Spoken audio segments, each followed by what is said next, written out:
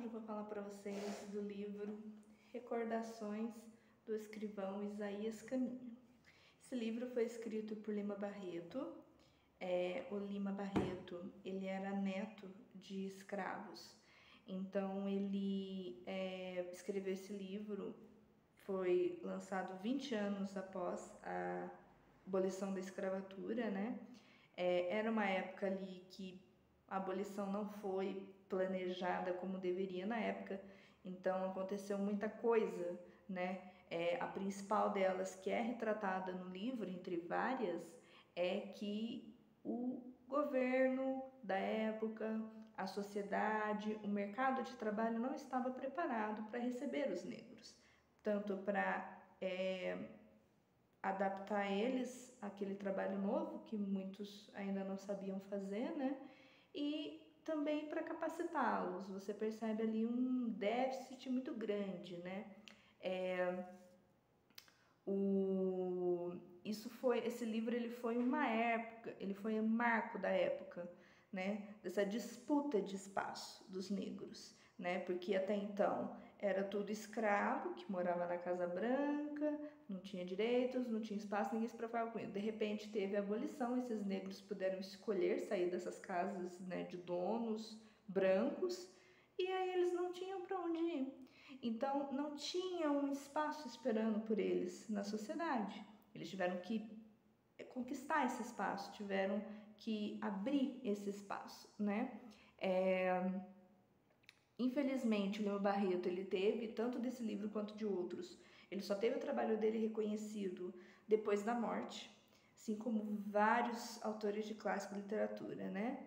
Mas o interessante é, assim, o racismo das instituições de instâncias de poder, né? Então, uma vez que um presidente, um político, um doutor menospreza e diminui o negro, uma grande maioria ali, trabalhador menor, abaixo, vai aceitar e não vai questionar, né? Tem também a questão dessa associação com o próprio autor. Você percebe que muito do que é colocado ali é como se o Lima Barreto tivesse no lugar do Isaías Caminha. Você percebe que a forma como é descrita, né, a situação do Isaías Caminha, faz pensar que o Lima Barreto pode ter passado pela mesma coisa, né? Você percebe ali uma crítica ao carreirismo, né? Naquela época ainda tinha aquele costume de você nasce filho de carpinteiro, você aprende o ofício de carpinteiro e você morre carpinteiro, né? Não tinha essa troca de profissão, né? Não era comum isso ainda, né?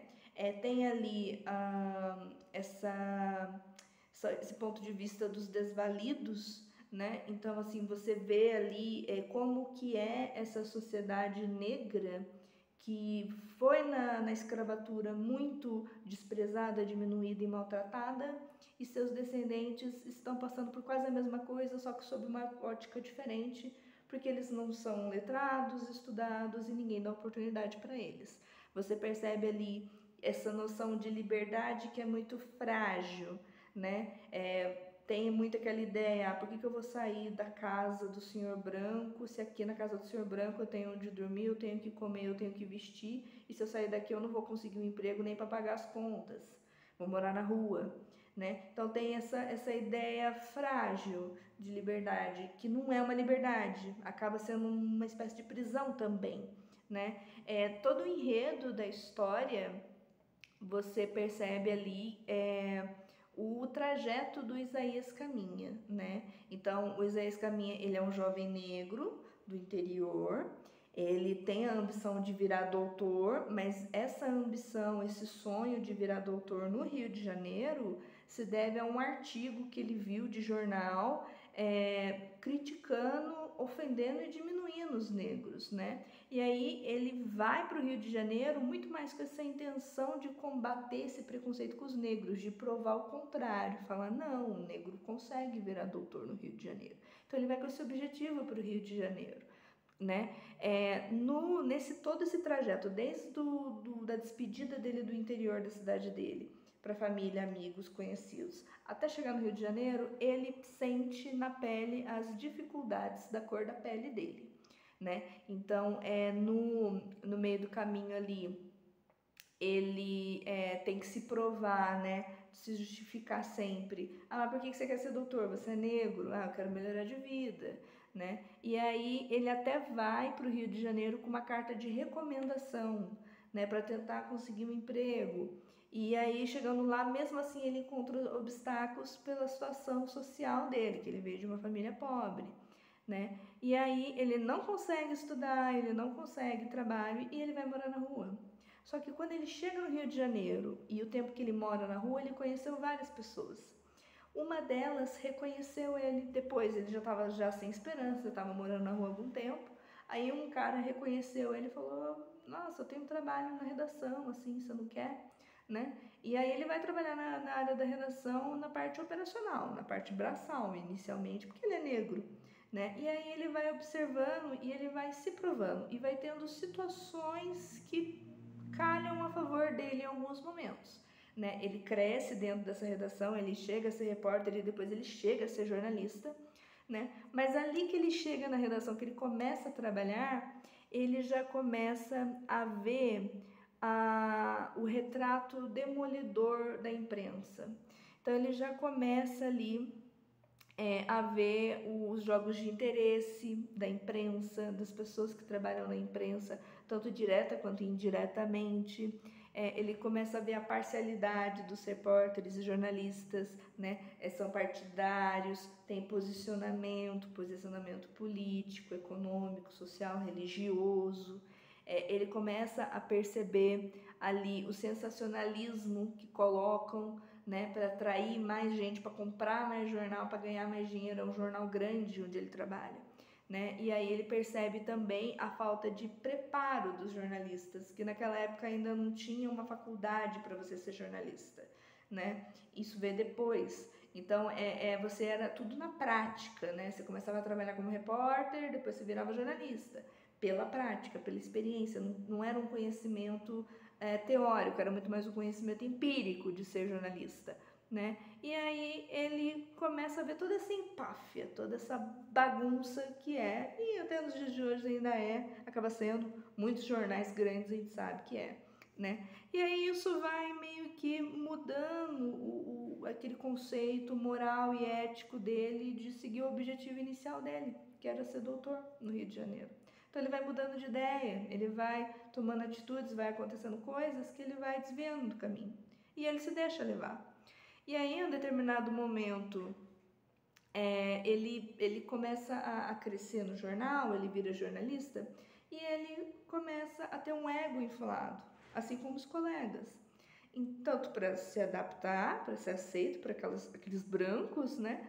E também de forma pessoal. Então, aqueles amigos humildes que ele fez no início, quando ele era morador de rua, né, que trabalhou com ele na parte braçal do jornal, ele começa a ignorar, começa a esquecer, não conversa mais, né? Aí a mãe dele morre em um determinado momento. Quando ele recebe essa notícia no jornal, ele não demonstra nenhum tipo de reação, ele não se abala, não fica triste nem nada.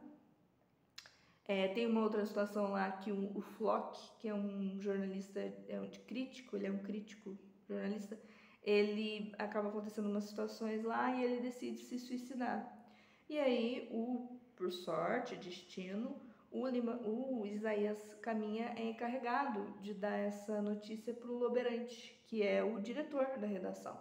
E ele acaba descobrindo que o diretor da redação tem uma amante, né, acaba sabendo o endereço dela.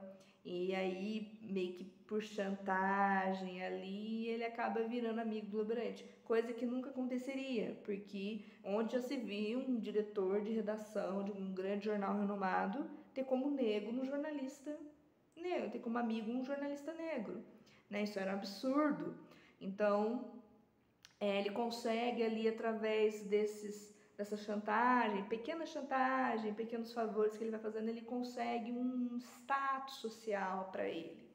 E se afasta mais ainda do objetivo de estudar, porque daí é um comodismo, né? Para que eu vou estudar, brigar de novo por um espaço que eu já não tenho, sendo que aqui eu já estou conquistando um espaço, Aí fica essa ideia, né? E aí ele vai se tomando ali pela decepção. Então, assim, depois ele começa a comparar a vida dele atual ali no jornal com a vida que ele tinha, né, lá no interior. Aí ele começa a ver que os sonhos que ele tinha eram muito utópicos, então ele já começa a acreditar, né, de uma certa forma, que ele não consegue, que ele não vai conseguir ser doutor no Rio de Janeiro, né? Aí depois ele acaba abandonando a redação, mas não por questões filosóficas de moral ou de melhoria, de evolução, não. Ele abandona a redação para virar político e ele usa isso a favor dele. Então ele começa ali, né, a observar toda aquela pobreza do subúrbio carioca, a ver toda aquela né, aquele negócio da imprensa com os políticos, com a alta classe carioca da época. Então ele começa a usar o fato dele ser do interior, dele ser negro, dele ser pobre, querendo ou não, né, para ser político ele consegue. E aí assim ele cresce como político, né? E aí você vê que não atingiu o objetivo dele, né? Então fica essa reflexão da época, né? É um livro muito bom, faz assim questionar e faz até analisar a imprensa atual, jornalística que a gente tem no Brasil, não só no Rio de Janeiro. É um livro excelente para entender o Rio de Janeiro da época. Eu diria que até auxilia para entender o Rio de Janeiro atualmente, porque que chegou no estado que está, né? Vale muito a pena a leitura. É uma leitura rápida, fluida, não é um livro difícil, não tem muito termo técnico nem nada, muito pelo contrário, né? Se vocês quiserem adquirir esse exemplar, vocês podem me chamar no WhatsApp, né? E se vocês quiserem adquirir outras edições desse mesmo título pela Amazon, vocês podem usar o nosso cupom e auxiliar o sebo a se manter. Muito obrigada e até o próximo vídeo.